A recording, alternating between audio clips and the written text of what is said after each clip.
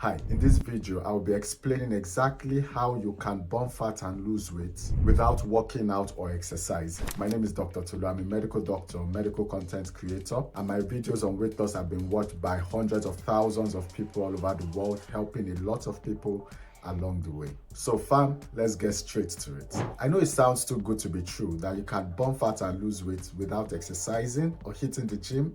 But here's the truth, okay? Weight loss is not mainly about how much you sweat at the gym or how many reps or sets you can do. It's much more about calories in versus calories out. So Yes, he is pretty right there is, but I would say weight loss it's two things that consider your weight loss. It's your energy in versus your energy out. So your movement, your out energy out versus what you're eating. So if your eating is more than you're moving, then obviously you're going to gain weight. If it's less than you're moving, then you're going to lose weight. So in terms of this line, he's basically saying all you can do is move this line, which is true. But can you also move this line?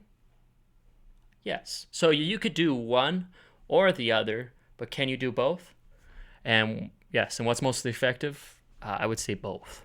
weight loss actually has more to do with the kitchen than the gym. Weight loss is much more about your calorie intake. So let's break it down to the basics. First, what are calories? Simply put, a calorie is just a unit of energy. It measures how much energy you get from the foods and the drinks you consume. So think of your body like a car. Cars need fuel to move and function, right? Well, if you are a car, and I'm sure you are a lovely sports car, sleek, beautiful, sorry, I play too much. If you're a car, then food is your fuel, and calories measure how much energy that fuel gives you. So a plate of jollof rice, calories. A bottle of soda, calories. That's just a little slice of cake you had in the middle of the night, calories. Your body uses these calories to power everything you do, from breathing to thinking to walking and even sitting to scroll on your phone. You need calories for all these things.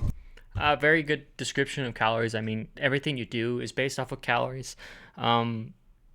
But I mean, in the direction he's going into, in terms of diet being a lot more important than exercise for weight loss, I disagree with that premise because exercise is just so vital in terms of helping you get that. I mean, cardio is just miraculous for helping with weight loss, and especially in terms of physique, is normally people are losing weight for appearance purposes. So if you're not exercising alongside of that to help with that, I feel like you're just missing out. Your muscles aren't going to be strong. They're not going to be toned up. You're just burning fat, and burning fat will be burning muscle. And so unless you just want to like look skinny, if that's the look you're going for, I mean, but I would definitely say exercise and diet are the two areas you should tackle your stuff. So Yes, you even burn calories when you are doing absolutely nothing. Okay, so now that we understand what calories are, let's get to the very interesting parts. But before we get to it, I just want to say, if you're a woman and you want to have a deeper understanding of calories, you want to know exactly what you should be doing to burn fat and lose weight at a deeper level than this video might provide, then I have something just for you. I've written a book called The Weight Loss Bible for Busy Women. So I did a reaction last week or a few days ago, and I don't know why a lot of men tend to seek to give advice to women. I feel like women often tend to understand women better, and it's women tend to seek advice from women better. So it's interesting he is talking to women, and he wrote a book for women when men should probably look to men and women to women. But I mean, to each their own. But I think out of everyone watching this video, it's going to be mostly men. This book is written specially, like the name I suggests, might be for wrong. women who are busy with different areas of their lives: motherhood, career, family. It discusses how you can burn fat, lose weight, have that trim body structure you want without having to sacrifice any other important area of your life. If this book sounds like something you would love to buy and read, I put a link in the description of this video. Just click on it and it will take you to where you can buy it. Let's talk about the only real and sustainable way that you can burn fat and lose weight. The famous, the one, the only calorie deficit. So what's a calorie deficit? A calorie deficit happens when you consume fewer calories than your body needs to maintain your current body weight. So look at it this way. Imagine that your body needs, say, about 2,000 calories a day to maintain your current weight. This means that if you keep eating 2,000 calories a day, you will remain as you are. If you up it to 2,500 calories a day, you would gain weight because you are taking more, so your body stores more as fat. But if instead of taking 2,000 calories, which your body is kind of used to maintain your current weight, if you step it down to say 1,500 calories, your body will realize after a while that you are taking in less calories than you usually do. Your body will realize after a while? I think your body will instantly pretty much realize that you're in a calorie deficit. It'll start dropping weight almost instantaneously. There is a little minor adjustment period where, especially if you are maybe in a surplus, where the next day you go into deficit and the next day you go into deficit, you maybe won't feel as much in a deficit because your body is still kind of reaping the rewards of that surplus beforehand. But instantly your body will start responding to that calorie deficit. So I don't know why he said you have to wait a little.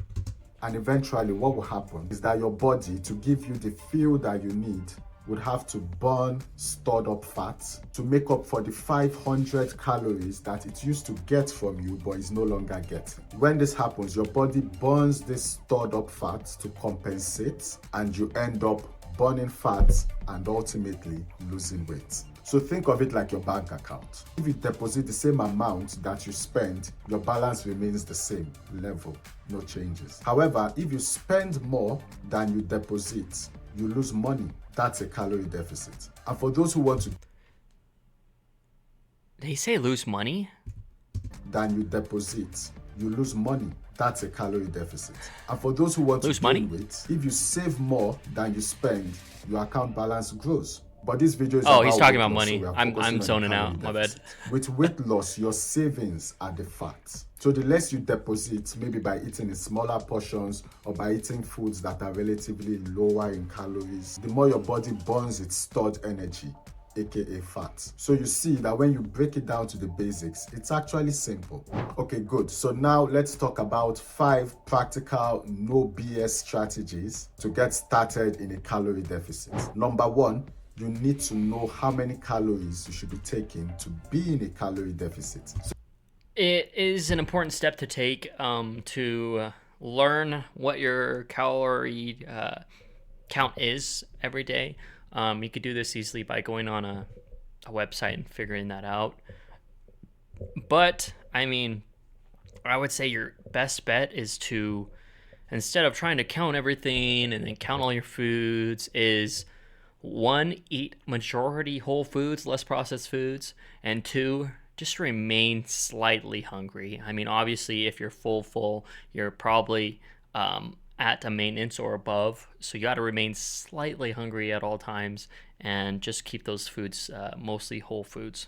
So you need to calculate it. But I'll make this really easy for you. So one of the easiest ways to do this is to use a calorie calculator. And there are many calorie calculators online. So in a calorie calculator, you will put in your current weight, your dream weight, and then your level of physical activity. And then it will do the job of calculating how many calories you should be taking daily in order to hit your dream weight. So personally, I have a calorie calculator that I prefer and that I like to use. If you would like access to this calorie calculator, I put the link in the description. You can get access to the calorie calculator there for free. Now, I mean, calorie counting is useful, and if it works for you, do it. And if you're okay with counting all that stuff, it just becomes really complicated at times.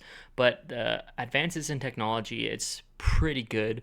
I would say calorie counting becomes mostly important with foods, processed foods. I mean, let's say there's some times where I might want to cheat when I'm in a calorie deficit and I don't know if I can afford the calories, so I will get on ChatGPT or Google and say, how much does this donut have?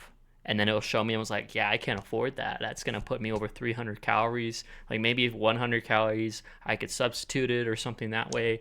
But in terms of if you eat mostly clean, I would say counting isn't necessary. It is a useful tool and it works. And I would say majority of people would want to cut still eating the crappy foods that they do. But if you don't want to suffer in terms of both physically just dying and counting everything all the time, then I would say just follow my two tips I said a little earlier. Now, they're not paying me to put this in the video. I just really like the calorie calculator, and I think it's one of the best out there.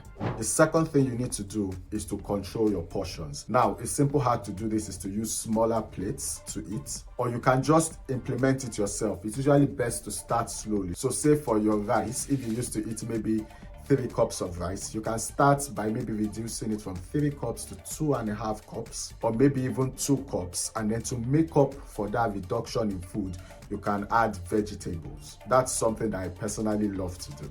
And this Very good advice, but as I said before, this mostly works for those tasty foods because you tend to eat more of those tasty foods. They're designed for you to consume more of them, and so this works really well for that. I mean, if you're sitting in front of a bunch of chicken strips, you're just going to load your plate up. And so this advice works. Make a smaller plate so you can't load up as much. But again, I still revert to my original advice. This is because vegetables are much lower in calories than, say, rice, but then they can also help to keep you feeling fuller for longer. And that really brings me to the third strategy, which is actually taking more veggies and prioritizing other high fiber options like your oatmeal, your whole grains. They work just like veggies. They are relatively lower in calories and they can keep you feeling fuller for longer. And the icing on the cake, oh no, sorry, there's no cake in this video. And the best part about it is that they are very good for your health as well. What's interesting is he doesn't say anything about fruits. I'm wondering if he's one of those that believes that fruits are bad for you because they have sugar. But I would say, yeah, get vegetables in, but you could fill those with fruits too. Fruits have a lot of fiber and are often, I mean, they're low calorie, they're whole foods. I would say if it's a whole food, it's okay. Don't shy from these other foods. Vegetables are not the only option. I mean, you got vegetables, you got fruits, berries, you got a lot of different options there. So you don't have to eat these gross vegetables. The fourth thing is to go for high protein options. So think about your eggs, your beans, your chicken, your fish, tofu. Those are good high protein options. Make them an important part of your daily meals. In fact, personally, I would say you should target about 20 to 30 grams of protein with every meal that you have. Protein is a very important tool when it comes to losing weight because it is very satiating. It fills you more than any other food, and it takes more energy to burn that protein. And so, in a lot of different ways, high protein diets tend to be better for weight loss. Helps to keep you feeling fuller for longer and can help you on your way to burning fat and losing weight. And the fifth strategy, which is very, very important, is cutting out your liquid calories. So think about your juice, soda, alcohol, even your healthy smoothies. Many of them are relatively high in calories. I'm a big proponent of this. I mean, the only liquid I really drink is my water with electrolytes. But I would say this is less important now because I would say majority of drinks people are drinking tend to be low calorie. I mean, you look at energy drinks, what they used to be versus what they are now. I mean, you'll find tons of 0 and 5 calorie energy drinks now. And so I would say this is less of a problem now. Obviously, if you're drinking sodas, that's a big contributor. But if you're drinking diet sodas, I mean, I would say the world is tend to be drinking less of their calories now, which is a good thing. So even if you are getting everything right with your foods, the things that you eat, if you don't work on your drinks, you might just end up secretly adding hundreds of calories and then ruining all your progress. I'll recommend that you prioritize water, tea, or even your black coffee. And if you have the occasional sweet tooth, you want to take something sweet, then I would say it's better you go for your 0 calorie or low calorie soda options or other drinks that I would say if you're craving sweets, eat fruit. That's what I say. 0 calories, low in calories. While ultimately they may not be best for your health, but we are talking about the occasional sweet tooth. They are much better in terms of your calorie intake than your regular soda. Now, let me be clear. Exercise is great for your health. It helps with fitness, your heart health, your mood, it boosts your metabolism. It's awesome, but it is definitely not the most important factor when weight loss is concerned. You can go to the gym, sweat for an hour, burn 500 calories, but having just one bottle of soda can wipe out most of that effort in a matter of minutes. I mean, he's right. That's why your diet matters more. The truth is, you cannot out-exercise. I would say it doesn't your matter more. diet, but you can lose weight just by eating smarter. All right, guys, so here's the bottom line.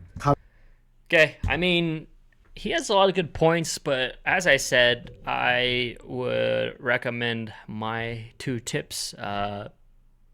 Eat whole foods and remain slightly hungry, and tackle it from both angles, exercise and nutrition. I mean, someone who says they don't have time for exercise, I'm sorry, you have time. You have time. I would recommend habit stacking with exercise. I mean, go on a treadmill and read a book or watch a movie. Go on a stationary bike and put on your favorite show. Or in between sets in the gym, you could do something. You could work. You could do whatever you normally would be doing. Find something you already do and intermingle exercise with that. That's my advice for that.